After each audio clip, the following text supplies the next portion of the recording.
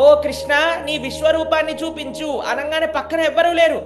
ఎంత పెద్ద స్వరూపం అంటే అంత ఎత్తు భగవానుడు కనిపిస్తూ ఉంటే అన్ని చరాచర దేవతలందరూ కూడా ఆయన లోపలికి వచ్చి, బ్రహ్మాది దేవతలందరూ కూడా ఆయన లోపలికి వెళ్ళిపోతున్నారట. ఒక్కొక్క తల పెరిగిపోతుందట. ఎక్కడ చూసినా సరే భగవంతుడి యొక్క ముఖములు కనిపిస్తున్నాయట.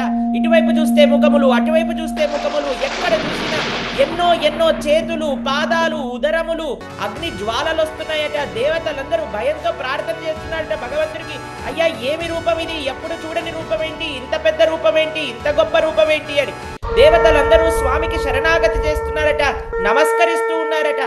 ఋషులు, కిన్నరులు, కింపురుషులు, యక్షులు, గంధర్వులు వీళ్ళందరూ కూడా స్వామి లోపలికి వెళ్ళిపోతూ ఉన్నారట. ఎక్కడ చూసినా ముఖములట, ముఖముల నుంచి జ్వాలలు వస్తున్నాయట, పెద్ద పెద్ద డంస్ట్రములు కనిపిస్తున్నాయట.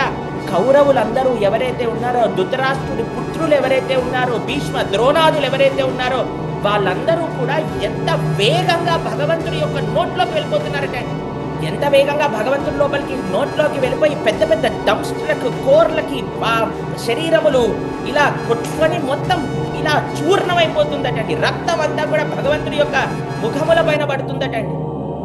ఆ విశ్వరూపాన్ని చూసి అర్జునుడు ఒక్కసారి భయపడిపోయి, అయ్యా ఆపయ్యా, ఎవరు నువ్వు, అసలు నువ్వు ఎందుకు ఇలాంటి దర్శనం ఇస్తున్నావని భగవంతుని అడుగుతున్నారు. నేను నువ్వు అడిగింది చూపిస్తాను, నువ్వు అడగనది కూడా చూపిస్తాను అని భగవంతుడు అన్నాడు కదండి. అర్జునుడు అడగనేది ఏంటో తెలుసా అండి?